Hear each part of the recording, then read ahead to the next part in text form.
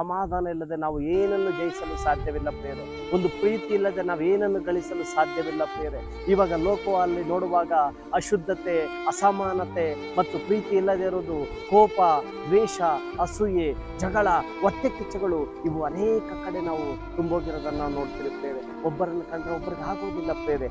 ಆದರೆ ಇಂತಹವರ ಮಧ್ಯದಲ್ಲಿ ನಾವು ಜೀವಿಸುವಾಗ ನಮ್ಮಲ್ಲಿ ಏನು ಬೇಕು? ಒಂದು ಸಮಾನತೆ ಇರಬೇಕು, ಸಮಾಧಾನ ಇರಬೇಕೆಂಬುದಾಗಿ ದೇವರ ವಾಕ್ಯ ಹೇಳುತ್ತೆ ಪ್ರಿಯರೇ.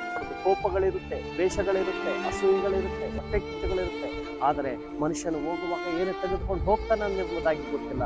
ಎಷ್ಟೆಲ್ಲ ಹಣ ಆಸ್ತಿ ಮಾಡಿದ್ರು, ಎಷ್ಟೆಲ್ಲ ಏನೆಲ್ಲ ಸಂಪಾದನೆ ಮಾಡಿದ್ರು, ಎಷ್ಟೆಲ್ಲ ಬೆಳ್ಳಿ ಬಂಗಾರಗಳು ಮಾಡಿದ್ರು, ಮನೆಯಲ್ಲಿ ಆತನ ಮನುಷ್ಯನು ಬರೀ ಕೈಯಲ್ಲೇ ಹೋಗ್ತಾನೆ ಪ್ರಿಯರೇ. ಆದರೆ ನಾವು ಲೋಕದಲ್ಲಿರುವಾಗ 4 ಜನಗಳ ಒಂದು ಪ್ರೀತಿ, 4 ಜನರ ಸಂಗಡ ಒಂದು ಸಹವಾಸ, ನೆಮ್ಮದಿ, ಸಂತೋಷ, ಸಮಾಧಾನದಿಂದ ಕಳೆಯುವುದೇ ಕೊನೆಗೆ ಉಳಿಯೋದು ಪ್ರಿಯರೇ. ನಾವು ಹೋಗುವಾಗ ಏನು ತಗೊಂಡು ಹೋಗಿದ್ವಿ? ಮನುಷ್ಯನು ಹೇಳ್ತಾನೆ, ಸತ್ತೋದಾಗ ಅದು ಮಾಡ್ದ ಇದು ಮಾಡ್ದ, ಏನು ನಮ್ಮಿಂದ ಬರೋದಿಲ್ಲ. 4 ಜನಗಳ ಸಂಗಡ ನಾವು ಯಾವ ರೀತಿಯಾಗಿ ಅನ್ಯೋನ್ಯತೆವಾಗಿದ್ರಿ, ಯಾವ ರೀತಿಯಾಗಿ ಪ್ರೀತಿಯಿಂದ ನಡ್ಕೊಂಡ್ರೆ ಎಂಬುದೇ ಬರೋದು ಪ್ರಿಯರೇ. ಹಾಗಾಗಿ ಈ ದಿನದಲ್ಲಿ ದೇವರ ವಾಕ್ಯ ಹೇಳುತ್ತೆ, ನಾವು ಎಲ್ಲರ ಸಂಗಡ ಸಮಾಧಾನದಿಂದಿರುವುದಕ್ಕೂ ಪರಿಶುದ್ಧತೆಯನ್ನು ಹೊಂದುವುದಕ್ಕೂ ಪ್ರಯತ್ನ ಮಾಡಿರಿ.